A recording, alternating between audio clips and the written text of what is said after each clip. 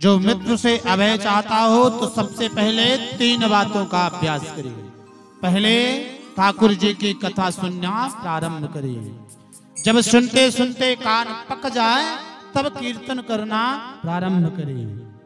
और जब कीर्तन में खूब मस्ती प्राप्त होने लगे तो जब भी एकांत में बैठे तो उन्हीं का आठोयाम चिंतन करते रहे। परीक्षित ने कहा, महाराज बात तो आपकी ठीक है, पर ये प्रक्रिया जो है थोड़ी लंबी नजर आती है और मेरे जीवन में केवल और केवल 7 दिवस ही शेष हैं। सुखदेव जी महाराज हंसे और हंस कर करके बोले, राजा परीक्षित, ठाकुर जी की चरण शरण ग्रहण करने के लिए, उनकी कृपा प्राप्त करने के लिए 7 दिन कम है क्या? मैं निर्गुण ब्रह्म की सत्ता में परिनिष्ठित था। मैं केवल और केवल निर्गुण निराकार ब्रह्म की ही उपासना किया करता था। लेकिन धन्य है ठाकुर जी के गुणानुवाद जो इतने सरस, इतने मधुर कि राजर्षि परीक्षित, मेरा मन जबरदस्ती इस गोविंद के पाद पद्मों की ओर खिंच गया। राजन, संसार में 2 ही प्रकार के आनंद हैं। कितने प्रकार के आनंद? 2 प्रकार के। पहला विषयानंद और दूसरा ब्रह्मानंद। जो हम सब कभी डरलब के गद्दे में सोते हैं, कहते हैं आनंद आ गया। कभी ऐसी कमरों में सोते हैं, कहते हैं आनंद आ गया। कभी बढ़िया चकाचक मालपुआ छाने तो बोले आनंद आ गया। ये है विषयानंद, है ना कि नहीं है? यदि है तो प्रेम से कहें राधे। थोड़ा धीरे बोला करें, राधे। देखिए आप लोग, मैं कल भी निवेदन कर चुका हूं, चार्जिंग पॉइंट हो, बैटरी कब व्यास जी की डिस्चार्ज हो जाए पता नहीं, इसलिए समय समय पर चार्ज करते रहो यदि कथा का आनंद लेना है। इसलिए थोड़ा धीरे बोलेंगे, राधे।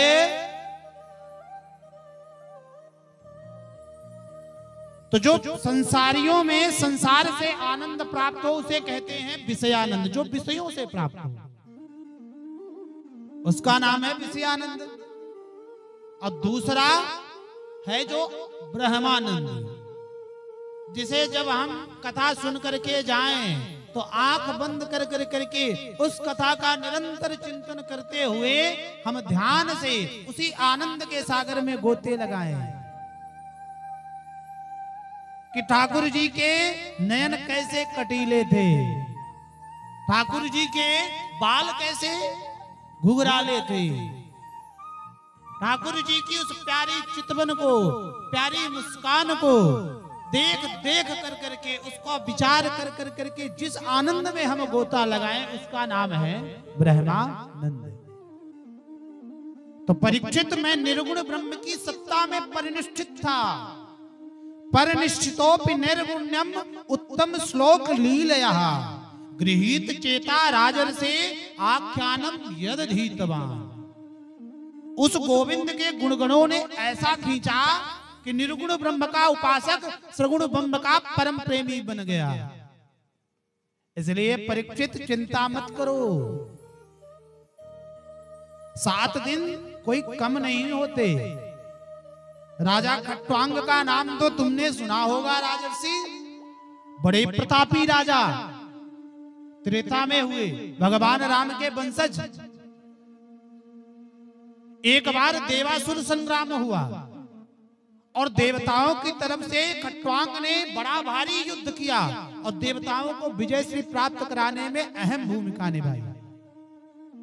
देवता विजयश्री को प्राप्त हुए।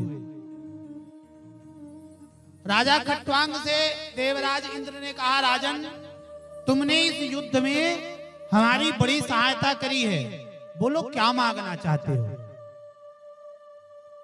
राजा खट्वांग ने कहा, प्रभु, मांगने की लालसा तो कुछ है नहीं, इस धरा का एक छत्र राज्य तो हमारा है, लेकिन यदि आप कुछ देना ही चाहते हैं तो केवल इतना बता दीजिए कि मेरे जीवन में अब कितने और घड़ी शेष है, कितने और दिन बचे हुए हैं, जिससे मैं अपनी तैयारी कर लूं।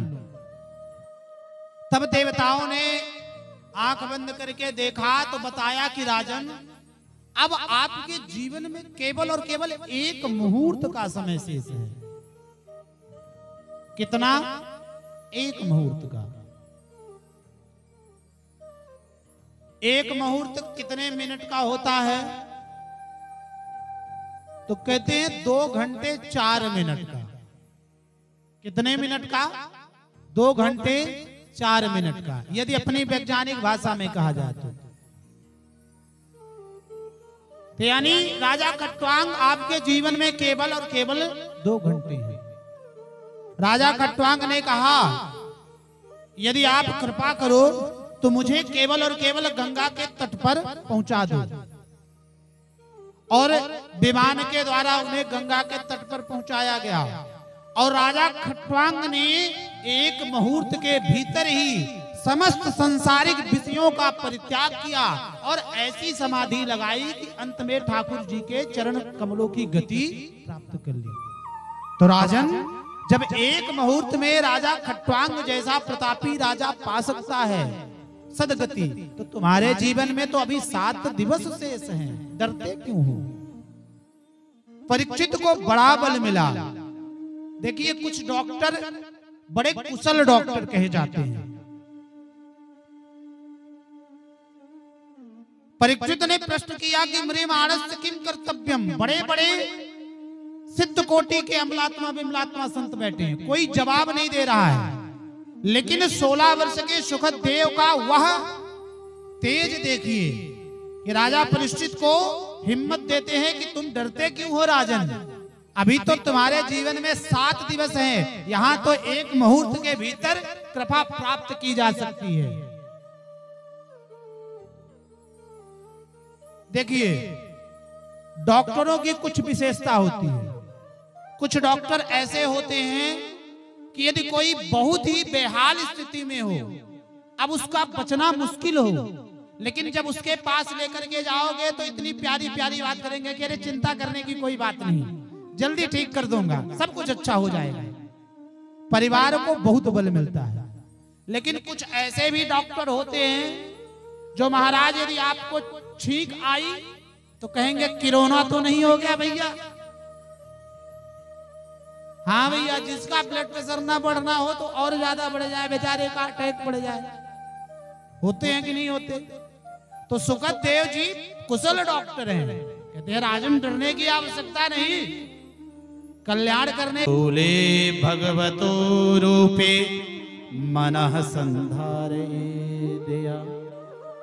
राजन, यदि इस मन को साधना है, इसे बांधना है, तो जीव को सबसे पहले 4 बातों का अभ्यास करना चाहिए। कितनी बातों का? बोले 4। पहली जितासनो, दूसरी जितश्वासो, तीसरी जित संगो और चौथा जितेंद्रिय। देखिए, दास में एक बड़ी बुरी आदत है, ये नहीं कि मैं कथा को स्पर्श करता हुआ चला जाऊं। एक जगह कथा करने गया तो मैं राम कथा चल रही थी, उन्होंने कहा महाराज जी आप प्रसंग कोई ले लेते हो तो सारा दिन 4 घंटे आप एक ही प्रसंग में निकाल देते हो और कोई सुनाते नहीं हो। जो सुना जाए अच्छा सुना जाए। यदि कोई आपको कंकड़ पत्थर थाली में परोस के दे तो क्या आप खाओगे? बोलो, खाओगे? या चलो अन्न ही परोस करके दे दे, लेकिन बगैर नमक मिर्च मसाले के कच्चा ही भोजन दे दे तो क्या चलेगा? नहीं चलेगा ना। तो कहने का अभिप्राय, कहने का अभिप्राय कि जब भी करें थोड़ा करें लेकिन अच्छा करें, जो हमारे जीवन में परिवर्तन ला सके। तो ये नहीं समझिएगा कि आज सीधे महाराज जी कहां से सीधे जन्मोत्सव कराएंगे। जन्मोत्सव तो कराना है, लेकिन कथा उतनी ही कही जाए जिसमें स्वयं को भी आनंद आए और जो बैठ करके सुन रहे हैं उन्हें भी आनंद आए। तो परीक्षित ने जब पूछा तो सुखदेव जी ने कहा कि सबसे पहले 4 बातों का अभ्यास करें। पहला, जितासन।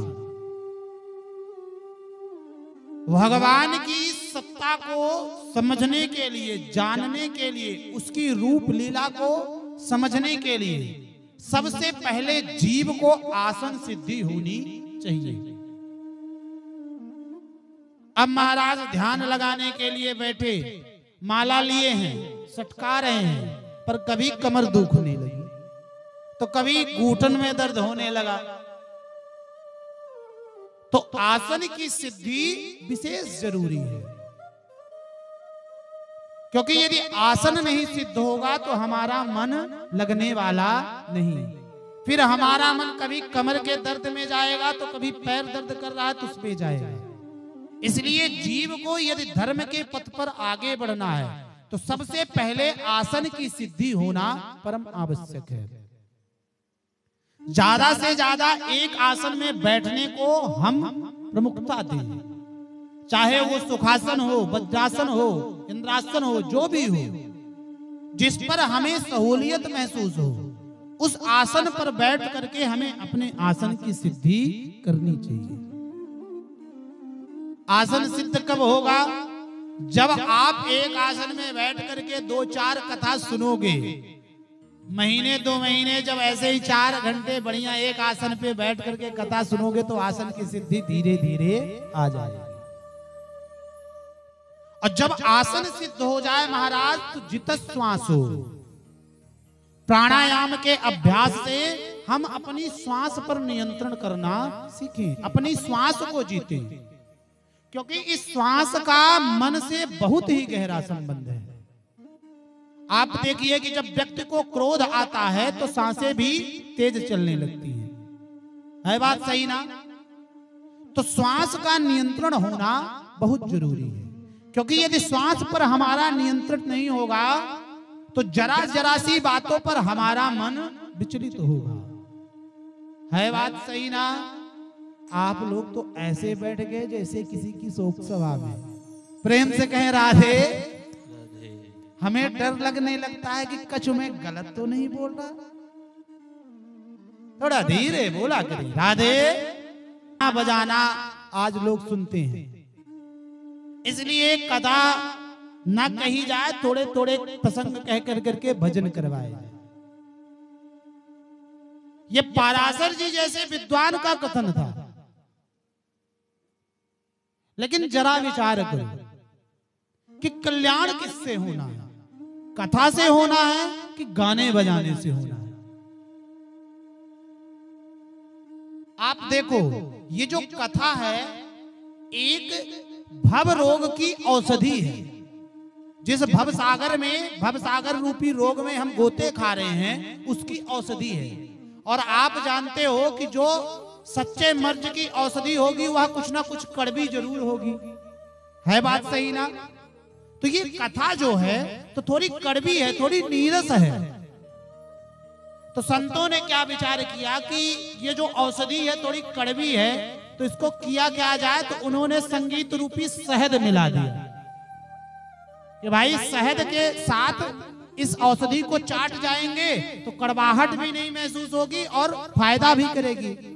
लेकिन हुआ क्या अब कलिकाल में कि अब महाराज औषधि तो लोग मिलाते नहीं, केवल और केवल वही शहद ही चटाते रहते हैं, इसलिए लोगों का कल्याण नहीं होता। लेकिन इस दास की बुरी आदत है, सुनना है तो सुने, नहीं सुनना है तो भैया जाओ अपने राम। हम सुनाएंगे तो कथा सुनाएंगे, हमसे राड़ी छोई नहीं बनती। यदि कुछ गलत बोल रहा होगा तो माफ करिएगा। तो एक बार हाथ खड़े करके कहें राधे। तो जीव को कौन सा अभ्यास करना चाहिए? तो बोले दूसरा अभ्यास अपने श्वास पर नियंत्रण रखना सीखे, क्योंकि श्वास का मन पर बहुत ही गहरा असर पड़ता है। तीसरी बात, चित्त संगो, संग को जीतें। असंग से दूर रहें, दुर्जनों की संगति से दूर जाकर के सत्संगों की संगति में आकर करके अपने जीवन को संवारे। क्योंकि एक कहावत कही गई है ना, जैसा खाए अन्न वैसा रहे मन, जैसी संगत वैसी रंगत। यदि शराबी के साथ बैठोगे तो शराब पीना आ ही जाएगा, जुआड़ी के साथ बैठोगे तो पत्ते फेंकना आ ही जाएगा, किसी दुराचारी के साथ बैठोगे तो व्यभिचार करना आ ही जाएगा, और किसी अच्छे संत सदपुरुष की संगति में बैठोगे तो सद्विचार आ ही जाएगा। इसलिए संग को जीतो, और संग को जीतने का यहां एक और तात्पर्य है कि हम असंग हो जाएं। मतलब कि हम संसार में तो रहें लेकिन संसार को अपने में न रखें, संसार को ही छोड़ दें। रहें तो संसार में लेकिन संसार को अपने भीतर ना रखें। देखिए, संत में और साधारण मानवों में केवल और केवल यही फर्क होता है कि संत संसार में रहते हैं और साधारण मानव संसार को अपने में रखता है।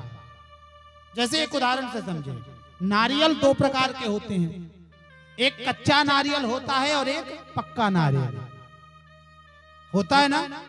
तो आप जरा विचार करो, जो पक्का नारियल होता है वह संसार में तो है लेकिन संसार से अलग है। जब आप उसको तोड़ोगे तो उसकी जो कटोर वाली खोपड़ी है वो बाहर हो जाती है और गोला जो है तो अलग हो जाता है जब वो टूटता है, होता है ना। और जो कच्चा नारियल होता है जब उसको तोड़ेंगे तो उसकी खोपड़ी के साथ ही वह चिपका रहता है, इसलिए वह स्वयं भी टूट जाता है बात सही ना। ठीक उसी प्रकार से हम हैं, जो संत हैं वह पक्के नारियल की तरह है, जो संसार में तो रहते हैं लेकिन संसार से चिपकते नहीं। और जो साधारण जीव होते हैं वह संसार से चिपक जाते हैं, इसीलिए जब संसार टूटता है तो वो भी टूट जाते हैं कि हाय रे मैं अब इसके बिना कैसे जिंदा रहूंगा, हाय रे मैं अब इसके बिना कैसे जिंदा रहूंगा। तो इसका एक और अभिप्राय है, संग को जीतने का मतलब कि हम संसार को जीते, संसार में तो रहें लेकिन संसार को अपने भीतर ना रखें। या जैसे एक उदाहरण से और समझें, पानी में नौका, यदि पानी में नाव है तो आप उस पर बैठोगे तो वह स्वयं भी तरेगी और आपको भी तार देगी। लेकिन यदि आप जरा विचार करो किसी नाव में पानी हो जाए तो वह स्वयं भी तो डूबती है और हमें भी डुबाती है बात सही ना। तो प्रेम से फिर बोलना तो पड़ेगा राधे। तो असंग हो करके रहें, संग को जीतें, दुर्जनों की संगति से दूर रहें, दुष्टों की संगति से दूर रहें और अपने मन को सदपुरुषों की, संतों की, अच्छे ज्ञानी पुरुषों की संगति में लेकर के जाएं। अब तो प्रायः समाज चला गया है, आज से लगभग 4-6-10 साल पहले तक भी चला करता था कि गांव में कोई मंदिर होता था तो 4-6 बड़े बुजुर्ग शाम को वहां इकट्ठा होते थे, परिचर्चाएं होती थी, कोई एक कथा खोल लेता था, कहता था, 10 सुनते थे। लेकिन आज इस कलुषित वातावरण में जीव पैसे के पीछे इतना भागने लगा है कि उसे बड़े बुजुर्गों के पास बैठने का समय ही नहीं है। आज हम LLM पिल की पढ़ाई इतना करवा रहे हैं बच्चों को कि हम उन्हें रुपया कमाने की तो शिक्षा दे रहे हैं, लेकिन उनके जीवन को संस्कार विहीन करते चले जा रहे हैं। अब फिर हम कहते हैं कि हमारा बेटा हमारा ही सम्मान नहीं करता, बहू आ गई तो परिवर्तित हो गया। क्यों परिवर्तित हो गया? क्योंकि हमने उसे उस प्रकार का संस्कार ही नहीं दिया। इसलिए संग को जीतें, ज्यादा से ज्यादा बच्चों को शिक्षा तो दें, साक्षर तो बनाएं, लेकिन उनमें संस्कार के साथ सरसता भरना सीखें। और ये केवल और केवल कोई गुरु नहीं कर सकता, ना तो कोई पाठशाला कर सकती है, या केवल और केवल घर के बड़े बुजुर्ग कर सकते हैं। आप जरा विचार करो, साक्षरता मानता हूं कि विशेष जरूरी है आज के परिवेश में, लेकिन आप जरा विचार करो कि साक्षर को यदि उल्टा कर दिया जाए तो शब्द बनता है राक्षस। बनता है कि नहीं बनता? साक्षर को यदि उल्टा कर दिया जाए तो बनता है शब्द राक्षस। है बात सही ना? प्रेम से कहें राधे। और सरस को यदि उल्टा किया जाए तो चाहे उल्टा करो चाहे सीधा करो, सरस सरस ही बना रहता है। इसलिए साक्षर तो बनाओ बच्चों को, लेकिन उनके संग को इतना जितवाओ कि वो अपने संस्कारों को, अपने संस्कृति को भूलें नहीं। और सबसे प्रमुख बात राजन, चौथा अभ्यास बोले जितेंद्रियः, इंद्रिय पर अपनी विजय प्राप्त करो। हमारे जीवन रथ में 10 घोड़े जुटे हुए हैं। जो जीवन रूपी रथ है, इस रथ को चलाने वाले कितने घोड़े हैं? 10। 5 ज्ञानेंद्रियां और 5 कर्मेंद्रियां। तो जीव को इन घोड़ों की लगाम जो है तो बड़ी कसकर करके रखनी चाहिए, क्योंकि यदि ज्ञानेंद्रिय और कर्मेंद्रिय पर हमारा नियंत्रण नहीं होगा, हमारा अभ्यास इन पर नहीं होगा, तो महाराज कब कौन सी इंद्रिय हमें भटका दे और हमें गर्त में गिरा दे, इसका कोई ठिकाना नहीं। आप जरा विचार करो, 10 घोड़े एक रथ में लगे हों और 10 घोड़े जो है तो स्वच्छंद छोड़ दिए जाए, तो रथ का क्या हाल होगा, रथी का क्या हाल होगा?